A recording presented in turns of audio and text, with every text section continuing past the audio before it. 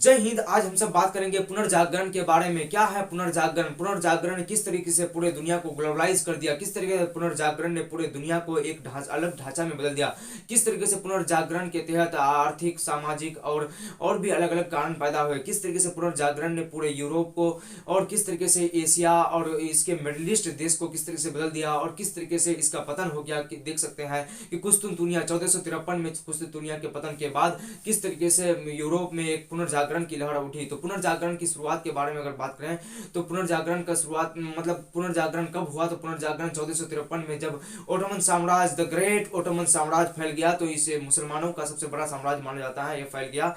तो उसके बाद जो स्थल मार्ग था वो बंद हो गया, क्योंकि वो एशिया के देशों से बिजनेस कर रहा था, तो ये सब बंद हो गया। उसके बाद ये सब स्टार्ट हुआ। तो चलिए इसके बारे में डिटेल से जानकारी हासिल करेंगे और कुछ इस तरीके से यहाँ पे मैप के द्वारा आप लोग को समझाएंगे कि किस तरीके से ये सब हुआ था। तो चलिए उन सब के बारे में बात करेंगे और यहाँ पे बात करेंगे कि किस तरीके से पुनर्जागरण के कारण है, और आप लोग को अगर एग्जाम में किसी भी कॉम्पिटेटिव एग्जाम में आ जाए क्वेश्चन, तो आप लोग को किस तरीके से लिखना है उसके बारे में जानते हैं। तो चलिए शुरू करते हैं आज की इस वीडियो को। तो पुनर्जागरण यानी फिर तरीके से जगाना। पुनर्जागरण से आप क्या समझते हैं? पुनर्जागरण क्या है?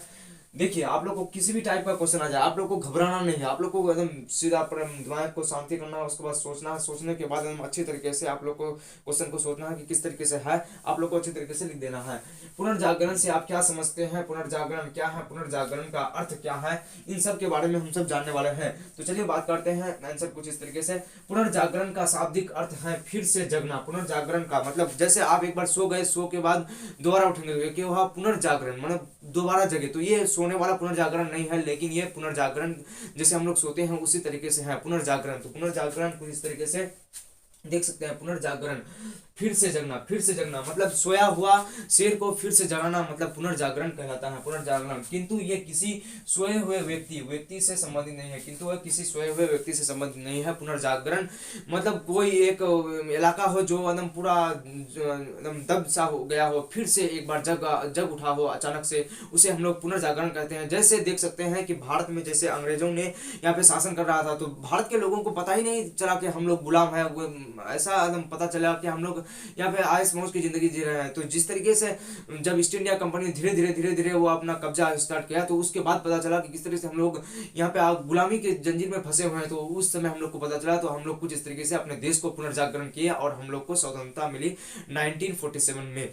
तो कुछ इस तरीके से आप लोग देखे। तो पुनर्जागरण का अर्थ होता है मतलब दोबारा जगना, मतलब कोई व्यक्ति सोया हुआ हो उसको दोबारा जगाना, कोई इलाका में लोग एकदम गुमगाम हो, एकदम खत्म हो जाए, उसको दोबारा जगाना पुनर्जागरण के संदर्भ में जानकारी मिलती है कि इसकी शुरुआत 50 कुछ इस तरीके से इसके बारे में जानकारी मिलती है 1350 टू 1550 तक माना जाता है। 14वीं शताब्दी से 17वीं शताब्दी तक, कुछ इस तरीके 14वीं शताब्दी से 17वीं शताब्दी तक इसकी शुरुआत के बारे में हम लोग जानते हैं कि इसके बीच में लगभग ये चला था, इसके मतलब जो बीच का टाइम है इसी में पुनर्जागरण चला था। तो पुनर्जागरण कुछ इस तरीके से चला था, देख सकते हैं कुछ इस तरह 17वीं शताब्दी, मतलब शताब्दी आप लोग समझिए, शताब्दी जैसे अभी चल रहा है कितना शताब्दी, 21वीं शताब्दी मतलब 2021 मतलब 21वीं शताब्दी, कुछ इस तरीके से। तो यहाँ पे अगर कुछ इस तरीके से अगर हम 1600 अगर हम लोग कुछ इस तरीके से 1453 जो कुस्तुनतुनिया का पतन किया गया था, इसके बारे में बात करें तो 1453, तो 1453 किस शताब्दी में आया? ये आ गया 15वीं शताब्दी, ये आ गया 15वीं शताब्दी। तो यहाँ पे 17वीं शताब्दी तक इसके बारे में हम लोग बात करते हैं। तो इतिहास काल को कितने कालखंडों में बांटते हैं? तो हम लोग इतिहास काल को उनको 3 कालखंडों में बांटते हैं, प्राचीन, मध्य और आधुनिक। अभी जो हम लोग चल रहे हैं ये क्या है? आधुनिक है। मध्य इससे पहले था और प्राचीन भी इससे पहले था। तो प्राचीन काल को कब माना जाता है? प्राचीन काल को मतलब जब से शुरू हुआ था और 5वीं सदी तक इसको माना जाता है, मतलब एक पहली शताब्दी से 5वीं शताब्दी तक प्राचीन काल माना जाता है। तो वस्तुतः यूरोप में 5वीं 6वीं शताब्दी ईस्वी पूर्व के यूनानी रोमन साम्राज्य में सुकर्ता, प्लेटो, अरस्तु, पाइथागोरस जैसे अनेक विचारकों के मानने वाले कि वस्तुतः यूरोप में 5वीं 6वीं शताब्दी के यूनानी रोमन साम्राज्य में सुकुर्ता, प्लेटो, अरस्तु,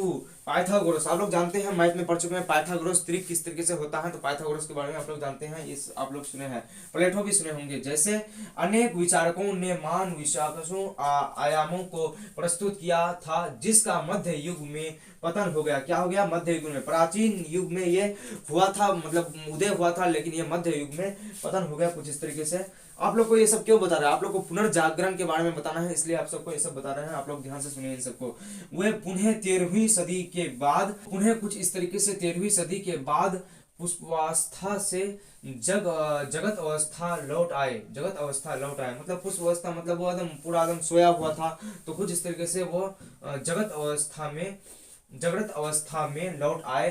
प्राचीन यूरोप की प्रेरणा के आधार पर आधुनिक यूरोप के निर्माण को प्रारंभ पुनर्जागरण के नाम से जानते हैं। मतलब एक प्राचीन यूरोप था, प्राचीन यूरोप मतलब उसमें कौन कौन से थे, प्लेटो, अरस्तु और देख सकते हैं पाइथागोरस, कई महान महान व्यक्ति थे उस समय। तो ये सब प्राचीन में चला गया था, तो मध्य में ये सब लगभग पतन हो गया था। पतन होने के बाद यूरोप में फिर से एक क्या हुआ, पुनर्जागरण। यूरोप के जो देश थे उन देशों ने कहा कि हम लोग इसको पुनर्जागरण करेंगे। तो यूरोप में दो महाशक्ति था उस समय, एक था पश्चिमी यूरोप और एक था पूर्वी यूरोप। तो पश्चिमी यूरोप में मतलब कुछ आक्रमणकारियों ने उसको आक्रमण करके एकदम ये कर लिया, तो वहां के जो पादरी थे, वहां के जो शिक्षक थे, वो यूरोप के अन्य देश में चला गया। और जो पूर्वी यूरोप था, पूर्वी यूरोप में कौन अधिकार कर लिया, पूर्वी यूरोप में सल्तनत उस्मानिया। आप सब तो जानते होंगे, सीरियल तो आप लोग देखते ही होंगे, सीरियल में किस तरीके से दिखाया जाता है सल्तनत उस्मानिया, और अर्तुगरुल गाजी कुछ इस तरीके से दिखाया जाता है। सल्तनत उस्मानिया तो कुछ 1453 में कुछ इस तरीके से कुस्तुनतुनिया का पतन माना जाता है। तो कुछ इस तरीके से पूर्वी यूरोप जो था,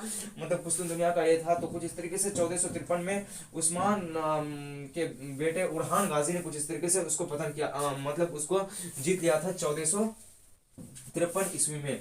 तो कुछ इस तरीके से मतलब कुस्तुनतुनिया का पतन हो गया, कुस्तुनतुनिया का पतन हो गया। तो कुछ इस तरीके से आप लोग देख सकते हैं, मैप में आप लोग को समझाता है कि किस तरीके से सब हुआ, कि आप मैप का बारी आ गया है। तो कुछ इस तरीके से आप लोग यहाँ तक आप लोग तो समझ गए होंगे, मैप में आप लोग को अच्छे तरीके से समझाते हैं किस तरीके से। तो देख सकते हैं कि 1453 में किस तरीके से कई इलाकों को फतेह कर लिया। ये धीरे धीरे धीरे धीरे देख सकते हैं, ये जो आप लोग देख रहे हैं यूरोप, ये देख रहे हैं यूरोप का नक्शा, ये आप लोग को ब्लैक ब्लैक ब्लैक यहाँ जो इस तरह से दिख रहा है, ये क्या हो गया यूरोप। और ये क्या हो गया एशिया, ये क्या हो एशिया, हमारा इंडिया, INDIA, हमारा इंडिया कुछ इस तरीके से इधर हो गया, इधर इस तरीके से इंडिया हो गया, इंडिया हो गया कुछ इस तरीके से। और यहाँ पे कुछ इस तरीके से हो गया अफ्रीका, अफ्रीका नीचे में होगा थोड़ा, यहाँ पे आप लोग को जगह नहीं है तो इसलिए आप लोग को यहाँ पे दिखा दिए। तो कुछ इस तरीके से 1453 में यूरोप का जो ये भाग था, मतलब हम लोग अगर सबसे उत्तर में अगर बात करेंगे किसी महादेश के बारे में, तो वो यूरोप ही है हम लोग का। मतलब सबसे पश्चिम में कौन है, यूरोप ही है। तो यूरोप के कुछ इस तरीके से भागों को लगभग कुछ इस तरीके से 3/4 भाग को कुछ इस तरीके से ओटोमन साम्राज्य ने कब्जा कर लिया। ओटोमन साम्राज्य ने कुछ इस तरीके से देख सकते हैं कि ओटोमन साम्राज्य जो यहाँ पे लाल लाल लाल लाइन दिख रहा है, ये क्या है, ओटोमन साम्राज्य। ओटोमन साम्राज्य कब बना था, तो ओटोमन साम्राज्य कुछ 1453 में इसकी वजूद हुई थी। तो कुछ इस तरीके से कुस्तुनतुनिया को पतन मतलब उस पर कब्जा कर लिया गया। तो कुस्तुनतुनिया के पतन के बाद वो स्थल मार्ग सारा बंद हुआ। मिडिल ईस्ट देश, इन सबको मिडिल ईस्ट देश भी कहते हैं, यूरोप के मिडिल ईस्ट देश की भी गिनती में आया जाता है ये सब ओटोमन साम्राज्य। तो कुछ इस तरीके से ये जो भारत से व्यापार कर रहा था, कुछ इस तरीके से भारत से जो व्यापार कर रहा था, इस तरीके से आना बंद हो गया। स्थल मार्ग से जो आ रहा था, इस तरीके से स्थल मार्ग से आना बंद हो गया भारत की तरफ। तो कुछ इस तरीके से उन्होंने नया एक मार्ग खोजा, तो इसे ही हम लोग पुनर्जागरण कहते हैं। मतलब किस तरीके से देखिए, इस तरीके से एशिया और यूरोप के बीच बिजनेस होता था, प्राचीन काल से होता आ रहा था। तो प्राचीन काल से बिजनेस हो रहा था, तो प्राचीन काल से इस बिजनेस को हो रहा था। लेकिन एक समय ऐसा आया कि मतलब जैसे यूरोप, यहाँ पे देख सकते हैं यूरोप के मतलब मिडिल ईस्ट देश में कौन था, वो सल्तनत उस्मानिया का में हो गया। और ये मुसलमानों का खलीफा था, मुसलमानों का क्रूर था, पूरा मुसलमानों के लिए ताकतवर था। तो कुछ इस तरीके से ये कायम जो हो गया। तो मतलब जो भी अब ईसाई धर्म के लोग थे, जो भी पादरी थे, जो भी ज्ञानी लोग थे, वो भागकर दूसरे यूरोपियन देश में चले गए। लगभग ये मतलब जो बचा खुचा हिस्सा था उसमें चले गए, क्योंकि पश्चिमी यूरोप भी उसके दूसरे के कब्जे में था और पूर्वी यूरोप भी दूसरे के कब्जे में चला गया। तो कुछ इस तरीके से वो मतलब इर्द गिर्द देश में चले गए। तो कुछ इस तरीके से जब वो फिर धीरे धीरे पनपा, क्योंकि हम लोग देख सकते हैं कि हम लोग भी अंग्रेजों के गुलाम में थे, लेकिन धीरे धीरे हम लोग भी पनपे हैं। तो उन लोग जब धीरे धीरे पनपा, तो उन लोगों ने फिर एक बिजनेस का मूड बनाया, किस तरीके से मतलब व्यापार का मूड बनाया। तो कुछ इस तरीके से यहाँ पे इस तरीके से ओटोमन एम्पायर जो घेर लिया था, इस ओटोमन एम्पायर इससे किसी भी देश को आने नहीं देता था। कोई भी जो यूरोपियन देश थे, ईसाई या कोई भी धर्म के लोग थे उसको ये इस तरीके से आने नहीं दिया जाता था। उन्होंने कुछ इस तरीके से यहाँ पे आप लोग को ऑस्ट्रेलिया नीचे में दिखाई देगा, ऑस्ट्रेलिया होगा मैप के। तो कुछ इस तरीके से आप लोग समझिए कि किस तरीके से यहाँ पे देख सकते हैं कि यूरोप के इन देशों में कुछ इस तरीके से यहाँ पे आया। यहाँ पे सबसे पहले कौन आया? Vasco D gamma. जैसे आप लोग देख सकते हैं पुनर्जागरण का ही कारण था कि वास्को डी गामा भारत आया। तो किस तरीके से भारत आया? तो यूरोप से निकला कुछ इस तरीके से, यूरोप के देशों से। और यहाँ पे देख सकते हैं कि वास्को डी गामा सबसे पहले हमारे देश के केरल राज्य के कालीकट बंदरगाह में कुछ इस तरीके से पहुंचा। और वहां के नवाब आया, अरे मेहमान आया, तो कुछ इस तरीके से उसको बुलाया, उसका स्वागत किया। और यहाँ से वास्को डी गामा क्या ले गया? मसाला ले गया। मसाला लेकर जब वहां पे गया तो मसाले का 80 गुना दाम पर, 80 या 82 गुना दाम पर, अधिक दाम पर उसको बेचा। एकदम पूरे यूरोप में हलचल मच गया कि देखिए किस तरीके से वास्को डी गामा ने एकदम इतिहास रच दिया है। तो यहीं से कई देश निकले लेकिन इससे पहले भी इंडिया के खोज में निकले थे। तो इंडिया की खोज और वास्को डी गामा और किस तरीके से कोलंबस थे, इसके बारे में आप लोग को नेक्स्ट वीडियो में बता दूंगा। इस वीडियो में आप लोग को सिर्फ कोलंबस के बारे में बता देते हैं और कुछ किस इस तरीके से, मतलब किस तरीके से पुनर्जागरण काल हुआ। तो पुनर्जागरण काल कुछ इस तरीके से, मतलब जब यहाँ पे हो गया एक मिडिल ईस्ट में एक मुसलमान देश कायम हुआ, मुसलमान साम्राज्य कायम हो गया। तो कुछ इस तरीके से यहाँ से कई देश आए तो पूरा हलचल मच गया। और वहां से एकदम मतलब छूट पड़े कई नाविक, एकदम फ्रेंच हुआ, डच हुआ, जैसे हमारे देश में कौन आए थे? हमारे देश में ब्रिटेन आए थे, वो सब एक तरफ से छूट गया। और कई देशों में यहाँ पे देख सकते हैं कि कोई फ्रांसीसी कंपनी आए जो वियतनाम, लाओस, कंबोडिया के बारे में पढ़ाए थे, उसमें चले गए। और बहुत से देश, मतलब अलग अलग, इंडोनेशिया और कई कई देश में वो सब चले गए। तो कुछ इस तरीके से हम लोगों ने देखा कि पुनर्जागरण क्यों हुआ। पुनर्जागरण का बहुत से कारण था। पुनर्जागरण में देख सकते हैं कि कई वैज्ञानिक तो थे, उसका जो पतन हो गया था वो एक कारण था। और कई, मतलब यहाँ पे एक ओटोमन साम्राज्य कायम हो गया था, वो भी एक बहुत बड़ा कारण था कि किस तरीके से उसमें लोगों को घूम के आना पड़ता था। तो आई होप कि आप लोग को समझ में आया होगा। और आप लोग को बता दें कि हिस्ट्री का क्लास स्टार्ट हो चुका है और आप लोगों को कई दिन तक हिस्ट्री का क्लास मिलेगा। और यहाँ पे आप लोग को बता दें कि इस चैनल पर आप लोग को दरोगा से रिलेटेड आप लोग को, मतलब वैकेंसी जो निकलने वाला है उसके भी आप लोग को तैयारी कराया जाएगा। तो किस तरीके से होगा उसके बारे में बताएंगे। और कौन कौन सब्जेक्ट इसमें पढ़ाया जाएगा इस चैनल पर, मैं ही पढ़ाऊंगा उस सब्जेक्ट को आप लोगों को किस तरीके से होगा।